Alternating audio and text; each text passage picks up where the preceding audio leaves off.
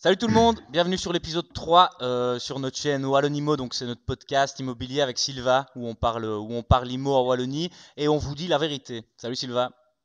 Salut Jonas, tu vas bien? Très bien, très bien. On s'est tellement bien marré avec Yves sur l'épisode précédent qu'on le tourne dans la foulée. On a choisi un nouveau thème et donc on attaque tout de suite. Salut Yves, tu vas bien? Salut Jonas, salut Sylvain. Bah oui, tout va très bien. On va quand même se présenter rapidement, hein. Il faut faire ça pour accrocher le public. Donc moi c'est Jonas, je suis marchand de BA. On a un service d'achat direct pour les propriétaires en France et en Belgique. On s'étend au fur et à mesure. Et alors je suis consultant immobilier, j'accompagne des investisseurs dans tout ce qui est transactions, conseils, etc. Sylvain, Consultant immobilier, moi j'accompagne les acquéreurs et les propriétaires dans leur rénovation. Je suis professionnel du bâtiment. et toi Yves? Alors moi, je suis agent immobilier agréé IPI, c'est important de le dire. Alors je passe bientôt mon examen d'agrégation et je travaille au sein de l'immobilière OC à Henri-Chapelle-et-Fléron et vous pouvez me retrouver sur le www.perugini.be. Allez, un bon petit plug. Bien joué, Yves. Donc voilà, tout le monde voit qu'on n'est pas trop des clowns. C'est la fine équipe. Et le sujet du jour, c'est les pièges à éviter à tout prix dans l'immobilier, surtout sur le marché actuel en 2025. On a chacun sélectionné nos pièges, on va les présenter et puis on en profitera pour en discuter. Est-ce que quelqu'un veut commencer ou vous voulez que je me lance? Oh bah vas-y Jonas, hein, ouvre le Vas-y, bal. lance-toi. Ça marche. Donc moi j'ai choisi un premier piège, c'est d'acheter la première maison que tu visites. Tu as choisi d'acheter une maison, tu vas visiter une maison. L'agent immobilier, il est bon, bien formé, c'est un bon commercial. Il arrive à te convaincre que c'est l'affaire du siècle. Tu l'achètes, t'es flagué, t'as perdu 50 000 balles. Ok, ça me semble tout à fait honnête comme piège et je pense qu'il y a quand même pas mal de gens qui se font avoir par ce piège-là. Donc ce que ça veut dire, c'est qu'il faut surtout mettre un petit peu même si c'est parfois difficile, il faut mettre ses sentiments de côté. Quand on fait une acquisition immobilière, on est bien sur une acquisition d'une vie. En tout cas, auparavant, on parlait d'une acquisition d'une vie dans l'immobilier. Il faut avouer que avec le marché actuellement, bon, on est plutôt sur une acquisition qui va aller de l'ordre de 5 à 10 ans, puisque c'est Absolument. à peu près le turnover qu'on peut retrouver dans l'immobilier maintenant. Mais ouais, on est bien sur une acquisition qui coûte très cher, avec des frais d'entrée qui sont très onéreux, un bien qui est illiquide, donc il va falloir du temps pour s'en séparer. Et donc, ouais, c'est pas une petite acquisition. Et donc, laisser les sentiments parler, ça peut être très très dangereux. Très bon piège à éviter. C'est clair. Et si t'as pas fait le tour de plusieurs maisons sur ton marché local, t'as pas de poids de comparaison, tu connais pas le prix du quoi, donc il y a de fortes chances que tu prennes une mauvaise décision. Yves, qu'est-ce que tu en penses? Alors moi les gars, bah, je vais déjà sortir de la salle parce que vous êtes en train de tuer mon business. Mais non, il y a deux choses qui me viennent à l'esprit. La première, c'est que bah, il y a de plus en plus d'agences immobilières qui grandissent fortement parce qu'elles ont développé un marketing adapté à la population acheteuse.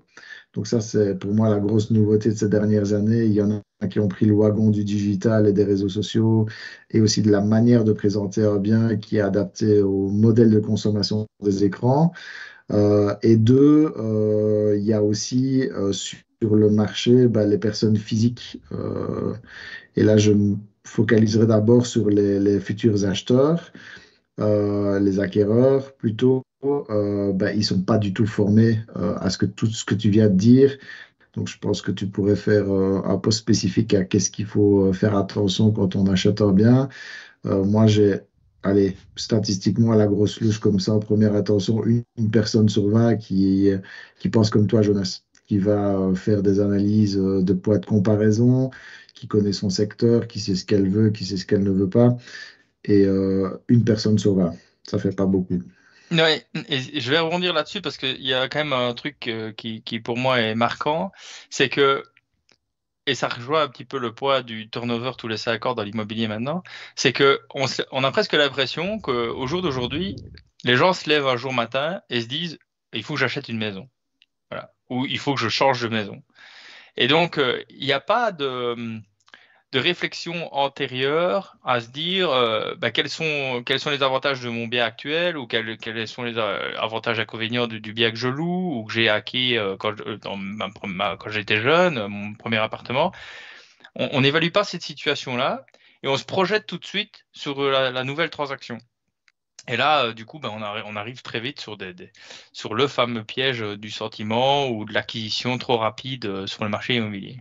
Après, je te Et rejoins tu à peux, Yves. Y a pas beaucoup de gens qui vont faire l'analyse que je fais. Moi, c'est vraiment mon travail, je vais dire, d'analyser les prix d'achat. Donc, c'est quand même pas besoin de pousser aussi loin. Maintenant, tu sais, aller te dire que tu connais pas ton marché tant que t'as pas fait 10, 15 maisons dans ta tranche de prix. À partir d'un moment, tu sais quand même, tiens, le quartier est plus ou moins similaire. Les prix, il y a plus ou moins autant de mètres carrés, autant de chambres. Tu vois, tu peux quand même te faire un peu une idée, je crois. moi, si je peux rebondir un peu sur la discussion en cours, il y a eu par exemple un élément marquant qui m'a vraiment choqué au tout début de mon activité d'agent immobilier. C'était la première phase du Covid, quand on a recommencé à refaire du présentiel en visite. Là, on a eu des acquéreurs qui étaient complètement hors raison. Dès qu'il y avait un jardin, peu importe la maison, si elle était éclatée ou en état, ils faisaient de la surenchère. Il n'y avait même pas besoin de faire notre job de marketeur ou de commercial. Ça partait dans tous les sens. Et ici, tu as plus maintenant des acquéreurs qui sont certes raisonnés, mais pas pour les mêmes raisons. Ils sont raisonnés parce que on parlait tantôt de capacité financière. On y reviendra peut-être tantôt. Ils commencent un petit peu à se rendre compte que est-ce qu'on se met la corde au cou pendant 20 ans ou est-ce qu'on vit un petit peu et on fait fi de certains peut-être options qu'on prévoyait dans notre future maison, comme un garage, plusieurs chambres, un beau bureau ou une cuisine impeccable.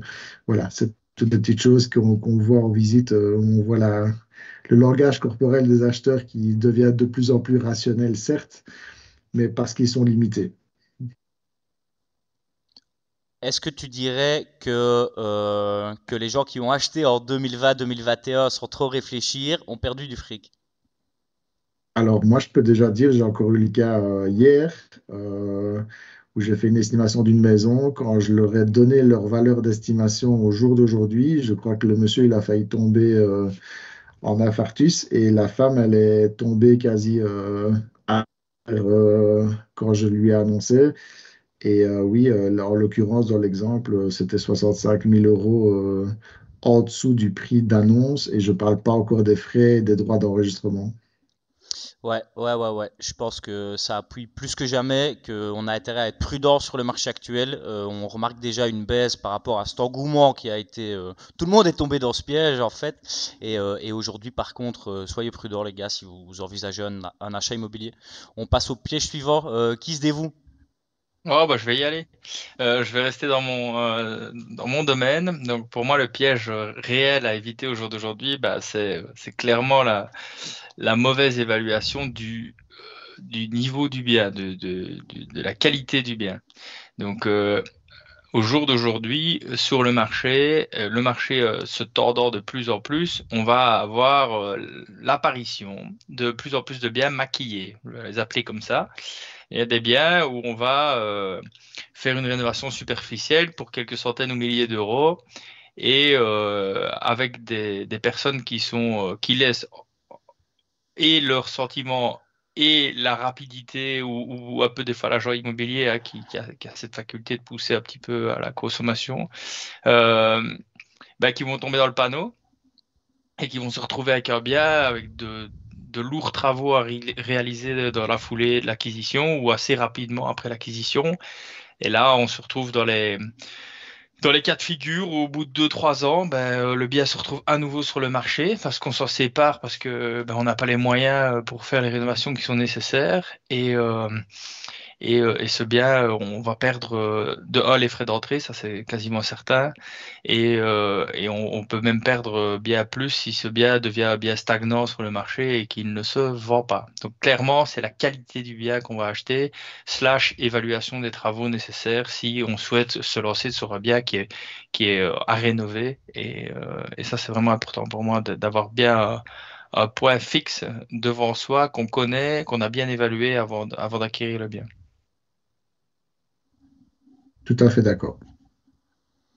On a tous un pote qui est entrepreneur, hein. Tout le monde a le temps d'appeler son copain quand il a visité une maison. Peut-être Yves que tu vas me dire le contraire, qu'il faut bouger direct et y aller.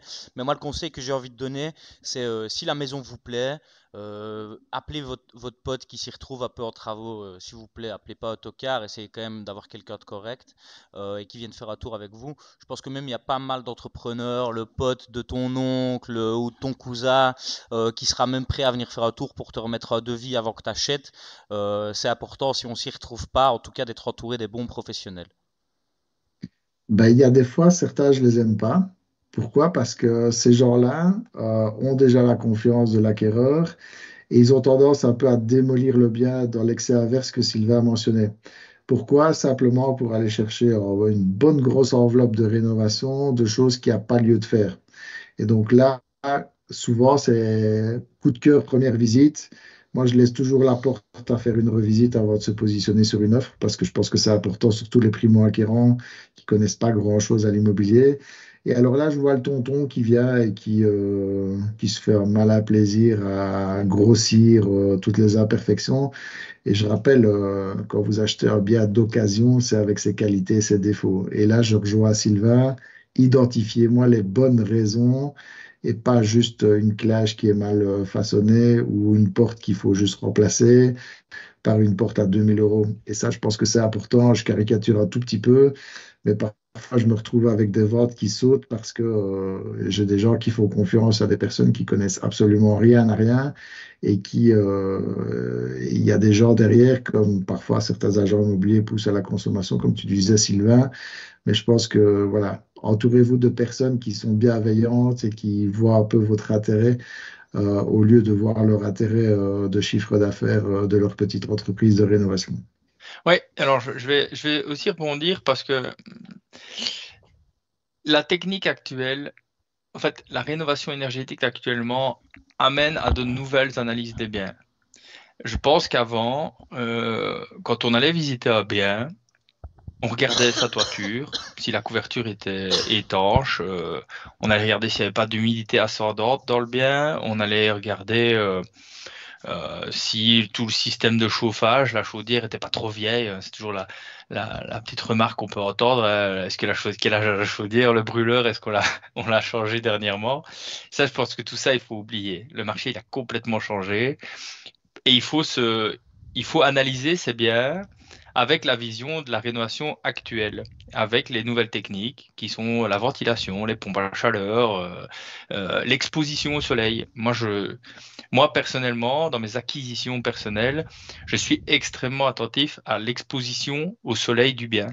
Parce que au jour d'aujourd'hui, avec les techniques développées dans la rénovation, euh, réussir à capter l'énergie thermique du soleil, de l'utiliser à bon escient, ça fait gagner énormément d'argent sur la durée de vie du bien quand il a été rénové.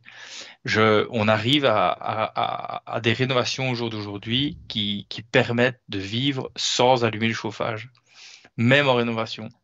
Pourquoi? Parce que une bonne exposition, des ouvertures, des vitres, des Velux qui sont bien orientées vont permettre de profiter des calories hiver comme été. Il faut bien sûr que la maison ne surchauffe pas, mais là aussi on a pas mal de techniques l'été pour calfeutrer ces vitres de manière efficace afin de ne pas avoir une surchauffe du bien. Mais le point que je veux soulever, c'est vraiment arrêter de penser années 70 où quand on rentre dans un bien, on regarde si la charpente est bonne et la chaudière est encore en état de marche. On n'en est plus là. On n'en est plus là du tout. Il faut penser rénovation, isolation, apport calorifique naturel, ventilation.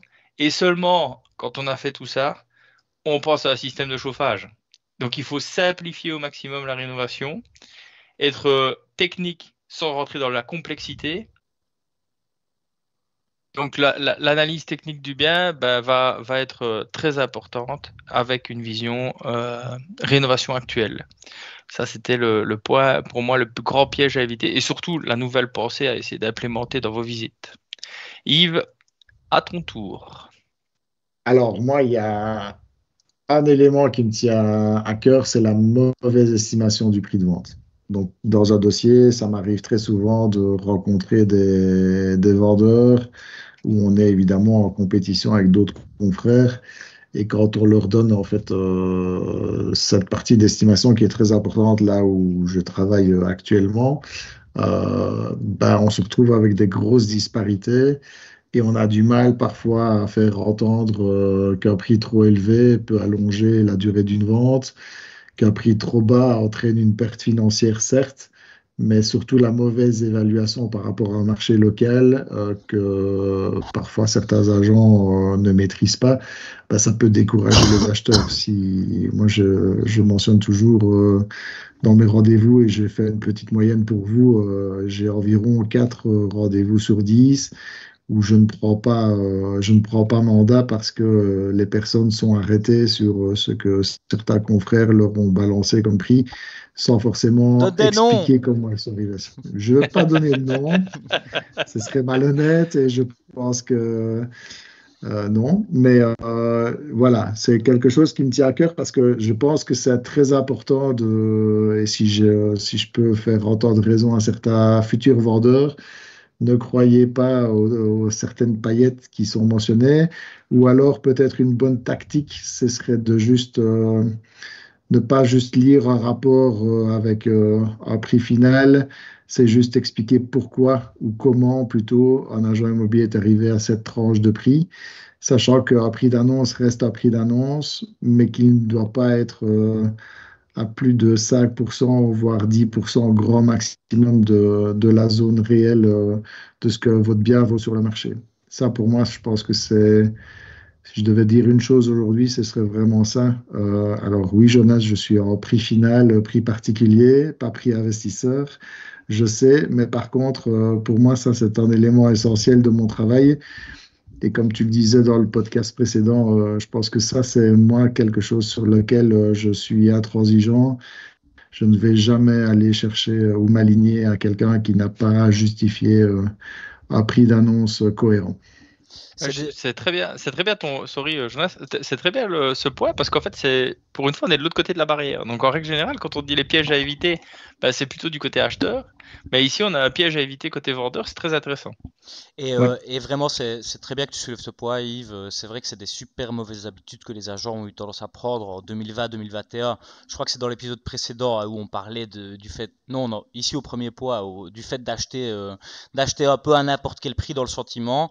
En fait, c'est passé. Les agents, ils ont promis n'importe quel prix. Ils ont quand même réussi à vendre et ils ont réussi à signer des vendeurs comme ça. Maintenant, aujourd'hui, on n'est plus du tout au même stade et en effet, quand c'est surévalué, les biens ont tendance à flamber, cramer, c'est comme ça qu'on dit sur le marché, et donc ils vont traîner pendant des mois. Les vendeurs vont finir par se dire, enfin tous les acheteurs potentiels vont finir par se dire qu'il y a un problème, et puis qu'est-ce qui se passe à la fin? Bah écoute, c'est un opportuniste qui va passer, finir par remettre une offre. Le vendeur il est démotivé, il en peut plus, et il finit par vendre son bien régulièrement en dessous du prix qu'il aurait pu obtenir s'il était parti sur une bonne estimation justement fixée. Je me permets juste de donner le conseil que je donne aux vendeurs dans ce genre de cas. Il faut jamais choisir l'estimation la plus élevée. Et donc, tu reçois trois estimations, bah, tu prends jamais l'estimation la plus élevée parce qu'il est fort probable que l'agent immobilier surévalue juste pour t'avoir à la longue. Et alors les gars, si vous allez voir un peu sur YouTube les formateurs IMO et tout, et genre les formateurs d'agents immobiliers à l'ancienne, ils ont des stratégies de baisse de prix. Donc c'est vraiment la stratégie au fond en agence traditionnelle, disons. Tu signes mandat au prix que tu promets au propriétaire son prix plus ta com. Et puis au fil des semaines, ta première baisse de prix, deuxième baisse de prix, troisième baisse de prix, comment on va les avoir à l'usure et comment à la fin on a notre com, quoi. Donc moi je trouve que Bon, je te... il n'y a pas besoin d'attendre la première semaine, tu sais, Jonas. Parfois, on a première visite. Si toi, tu vas visiter un bien, il y a beaucoup de mes confrères qui laissent la porte ouverte à une négociation. On vient juste de commencer les visites. Moi, ça, c'est pour ça que tu viens jamais visiter des biens que je vends parce qu'il n'y a jamais ça avec moi. Non, c'est vrai, ils sont toujours Euh, vendus à peu près au prix voilà. estimé et c'est bien la preuve que vous Mais c'est êtes... une ancienne technique qui peut porter ses fruits parfois, mais voilà, des fois, je suis un peu étonné que ça fonctionne, mais je pense que là, il y a matière un peu à être plus rationnel, oui. Parfait. Bon les gars, on fait encore un petit tour de table, on fait encore un pied chacun. Ouais, allez, on est parti, Ouais, hein. allez, un pied chacun, c'est un peu court. On est reparti. 3 c'est pas assez, C'est ça. Allez, il on y en en a fait tellement. 6. On en fait 6. Donc moi, mon piège, les gars, c'est de se rattraper sur ses compétences. Qu'est-ce que je veux dire par là? Ce qui arrive souvent chez les particuliers, en fait, le particulier un peu manuel, tu vois, il va aller acheter une maison au prix du marché, moins le prix des travaux pour un entrepreneur, parce qu'il gagne sur les travaux. Et il dit à la fin, voilà, j'ai gagné sur les travaux, trop bien. Bon, il a passé beaucoup d'heures à économiser les heures d'un entrepreneur, c'est vrai, mais en fait, enfin, si c'est pour gagner uniquement sur les travaux et pas sur le prix d'achat de ta maison, bah, va faire les travaux chez quelqu'un. Je sais pas pourquoi tu fais un crédit, tu prends des risques et tu portes un projet, alors que tu peux faire ta marge dans les travaux chez quelqu'un d'autre. Donc pas très malin. Je complète un peu parce que les travaux c'est une chose, mais ce qui se vend beaucoup pour les investisseurs immobiliers, c'est Ouah, la coloc, c'est trop bien, le Airbnb, c'est génial. Et donc en fait, on justifie à ses élèves qu'on peut acheter au prix du marché parce qu'on va se rattraper sur une méthode d'optimisation de cash flow. Une méthode d'optimisation de cash flow, ça s'appelle un travail. Donc pour moi, c'est pas enfin, on n'achète pas un parc immobilier parce qu'on va l'exploiter en méthode de cash flow optimisé. Alors on fait de la location sous location. Encore une fois, il ne faut pas porter un risque sur l'achat qu'on a réalisé, s'endetter, etc. Alors que tout ce qu'on va faire, c'est un travail sur l'actif. C'est un excellent point que tu viens de soulever, Jonas, parce que en fait, il est extrêmement courant, je crois. Absolument. Et on a même, je pense, avoir pas mal d'acquéreurs aujourd'hui qui vont mettre papa et tonton dans les difficultés parce que avant l'achat, ils vont se dire ouais, mais de toute façon, mon père, il sait mettre quelques carrelages, mon tonton sait changer un robinet. Et finalement, ben, on se retrouve moi ça m'arrive souvent d'en visiter, dans des chantiers qui sont à l'arrêt, ou quasiment à l'arrêt, où on a mal estimé ce qu'il y avait à faire. Et puis tonton et papa, ben, ils sont venus 6 semaines, mais ils ont peut-être encore un job, et à un moment donné, votre maison, ben, ça devient compliqué. Et donc, ouais, je pense que c'est un excellent piège que tu as soulevé là, Jonas. Très courant, comme tu dis, à Sylvain. Ouais, très très courant. Bah, on peut passer au mien. Vas-y, vas-y. Je vais rester dans le domaine de la rénovation, mais je vais être un peu plus large. Le marché actuel, je vais mouiller, je vais peut-être être séché derrière, mais pour moi, c'est pas du tout un marché dans lequel il faut acheter actuellement. Donc, à mon sens, à moi, le piège, c'est d'acheter actuellement. Voilà, c'est aussi simple Ça, que ça. Voilà. Allez, au Pour- revoir. Non, mais je vais développer quand même pourquoi je dis ça. Parce que donc je parle pas de biens achetés sous le marché qui ne sont pas passés par la vitrine du marché, donc c'est-à-dire ImoWeb et tous les sites de vente en ligne. Donc je parle bien de biens qui sont sur les sites de vente en ligne et sur lesquels il y a des travaux actuellement. Actuellement, le marché n'ayant pas corrigé, pour moi, la meilleure explication à ça, c'est l'indexation automatique des salaires. C'est-à-dire que on a eu beau avoir une élévation du coût des travaux, une inflation, même une élévation des taux hypothécaires. On a une indexation automatique des salaires et on a remarqué que, en fait, avec Israël, la Belgique est le seul pays dont les gens n'ont pas perdu de pouvoir d'achat grâce ou très peu, grâce à cette indexation automatique des salaires. Et donc, ça a porté le marché immobilier. Ça a apporté les travaux également, le prix des travaux, parce qu'il y a eu du pricing power pendant longtemps de la part des entrepreneurs sur diverses raisons, hein, comme l'augmentation hypothétique de marchandises ou divers frais supplémentaires qu'on finissait par facturer en bout de course. Donc, actuellement, le marché, pour moi, est beaucoup trop cher pour se lancer dans une rénovation. La seule condition, et là c'est un peu à contrario de ce que tu disais, mais la seule condition pour moi, les deux seules conditions pour moi qui font que je vais acquérir un bien sur le marché actuellement avec des travaux, c'est que je sois primo-acquérant, que je n'ai pas de frais de loyer ou de maison dans laquelle je vis durant les rénovations, et que j'ai beaucoup de temps et du courage à donner dans mon projet. C'est la seule configuration dans laquelle j'achèterais actuellement sur le marché. Les autres configurations qui sont achetées alors que j'ai déjà un bien pour obtenir une chambre de plus ou acheter pour investir. Comme le disait très bien Jonas, si vous êtes doué à faire des travaux, ouvrez une boîte de rénovation et faites des travaux. Vous allez très bien gagner votre vie avec beaucoup moins d'emmerdes. Euh, et on en cherche beaucoup. Alors, Donc, ouais. Sylvain, je te rejoins en fait sur le fait d'acheter primo-acquérant, etc. Pourquoi? Parce que si tu ouvres une boîte pour aller faire des travaux, tu vas faire 40 de l'heure brut. Et si tu fais les travaux chez toi, tu économises 40 de l'heure net. C'est dans la brique, tu vois. Pour peu que tu restes propriétaire pendant 5 ans, le jour de la revente, ta plus-value est nette sur ton compte. Mais donc, tu gagnes pas 20 000 euros, tu gagnes 40 de l'heure, 30 de l'heure, tu vois. C'est ça, c'est ça. Donc voilà, il y a une configuration qui fait que j'achèterai sur le marché au jour d'aujourd'hui, mais pour revenir à ce que je disais, mon piège actuellement, c'est que moi personnellement, C'est d'acheter de l'IMO. actuellement, je n'achèterai pas d'immobilier actuellement. Tout est beaucoup trop cher, il n'y a pas de marge, enfin c'est très très compliqué, trop tordu, il faut attendre. Je suis plutôt d'accord et en tout cas très prudent quand on rentre sur des chantiers avec travaux où tu es parti pour un an ou deux. Franchement, il faut avoir les reins solides parce qu'on ne sait pas où on est dans un an ou deux, quoi. Allez, je vous donne un exemple qui est absolument, enfin, il ne saurait pas être plus neuf. On en a discuté il n'y a pas 15 jours avec les clients. Donc on discute d'un futur projet, on rencontre des architectes et l'architecte nous annonce que le bien duquel on est en train de discuter, il y a une grande route qui passe devant, une route, une nationale, et donc l'utilisation de cette nationale ou la création d'une ouverture vers cette nationale fait appel à un dossier à la gestion des routes au niveau de la région wallonne.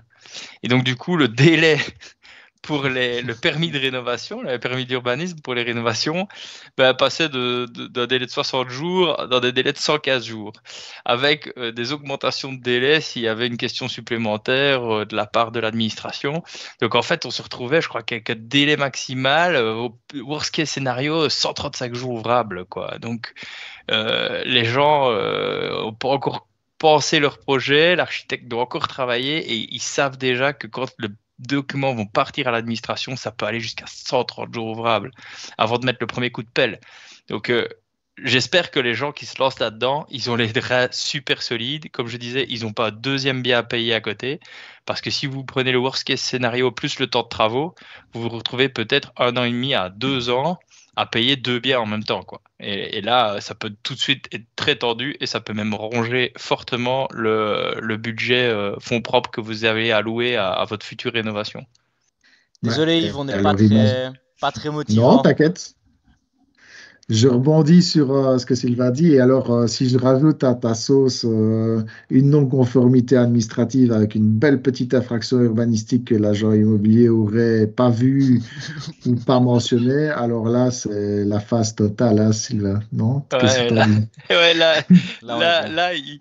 il faut rentrer un permis d'urbanisme, mais on démolit et on reconstruit. Comme ça, au moins, on a la TVA à 6%. On peut en tout cas essayer, mais il faut arrêter, quoi. On fait plus la réno à Voilà. ce niveau. Donc moi, à mon niveau, bah, on parlait de l'estimation précédemment.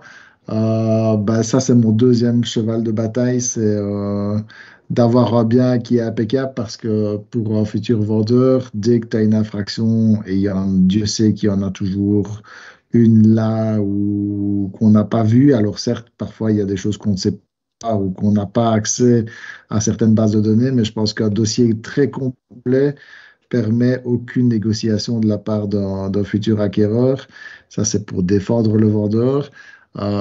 Et ça se passe comment? Ben, avec un prix cohérent et deux, avec un dossier qui est bien ficelé et qui est très solide et qui n'ouvre pas la porte à des négociations. Donc, c'est pour ça que j'ai vraiment pas souvent Jonas en visite chez moi.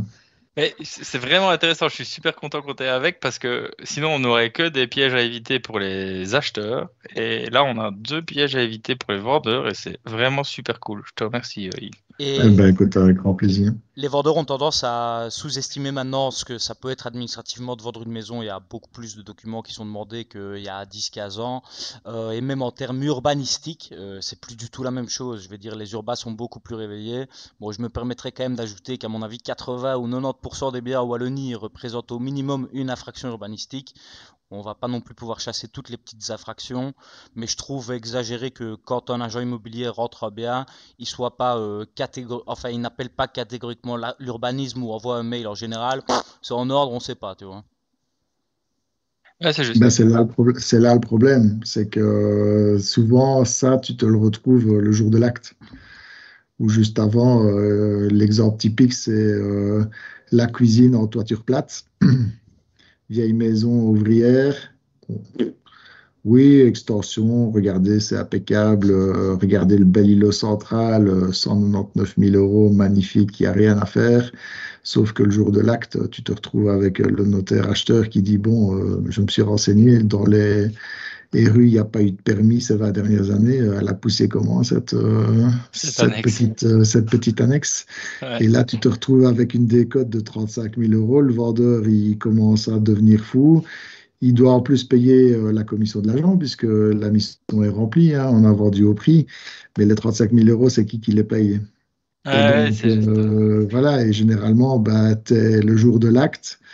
Et là, bah, c'est 35 000 euros qui partent du coup chez le vendeur. 35 000 euros, c'est Ça fait des sous, hein. presque 75% d'un salaire brut annuel pour. Ouais, et puis ça représente Ouais, des années d'épargne pour beaucoup de Voilà, gens. ça, c'est des cas que j'ai déjà entendus. Je n'en ai pas encore vécu et j'espère ne Ah, mais jamais en moi, vivre. je Mais te coupe, Yves, j'en ai un top. Moi, on le connaît, je pense qu'on le connaît tous les trois. Je vais pas le citer, mais il va se reconnaître. Donc, il vend sa maison et il achète une nouvelle maison et il fait croiser les deux transactions, hein. Donc, il tente de faire les deux transactions le même jour. Et 15 jours avant ou 3 semaines avant la transaction de sa maison qu'il mettait en vente, il est contacté par le notaire lui disant que, et là c'est quand même pas mal, ils ont détecté une infraction urbanistique. Donc il y a eu une demande de permis qui a été réalisée par les anciens propriétaires. Ils ont fait une demande pour une annexe, mais sur R0, R+1. Donc rez-de-chaussée et premier. Mais les gens se sont arrêtés dans la construction à R0. Donc c'est ok. bien fait parce qu'il y a un toit plat, pareil, c'est une salle à manger, un toit plat avec terrasse. Mais dans le permis d'urbanisme, il était autorisé à R0 et à R+1 avec une chambre à l'étage. Et les gens se sont arrêtés au R0, j'imagine, pour des soucis de budget ou je sais pas trop. Mais du coup, voilà, erreur urbanistique qui est un petit peu moins grave parce que finalement il y avait un accord, hein. On a construit un étage de moins, mais il y avait un accord. Mais ça veut dire quoi? Bah, ça veut dire contacter un architecte. Par chance pour lui, son frère est architecte, donc ça a pu l'aider. Ça a été très rapide. Mais ouais, refaire les plans, refaire les demandes en un temps record pour pouvoir effectuer les transactions dans les délais qui sont impartis. Ça s'est bien passé, ça a pu se faire, ça s'est fait. Je pense que le nouvel acquéreur est très content. Mais ouais, très très tendu comme situation et des frais à supporter pour le vendeur qui a dû payer l'architecte pour refaire les plans et faire les demandes. Et qui a eu de la chance que ça soit clôturé dans les délais parce que c'est vraiment pas Ouais, toujours gagné, quoi. Ouais, ouais, c'était c'est ça. tendu, c'était tendu, Franchement, tendu. Mais ouais, cas réel qui s'est passé il y a pas un an, donc il y a très peu de temps. Ok. bon bah les gars, top, hein. On a fait 6 pièges, c'est pas mal, je crois. J'espère que nos auditeurs ont pu apprendre quelque chose aujourd'hui. Voilà que je bégaye, ça allait jusqu'ici. On peut apprendre quelque chose aujourd'hui. Si ça vous a plu, si vous en voulez plus, dites-le nous en commentaire. On se fera vraiment un plaisir de reprendre ce format. Si vous aimez bien Yves comme invité, on se fera aussi un plaisir de l'inviter à nouveau. Et voilà, laissez un petit like, abonnez-vous, appuyez sur la cloche pour les notifications. Et des Euh, commentaires surtout, des commentaires, dites-nous ce que vous voulez savoir, on développera. et donnez-nous vos pièges, ce sera vraiment l'occasion d'échanger. C'est Salut ça. tout le monde, portez-vous bien. Bonne soirée tout le monde. Bonne soirée.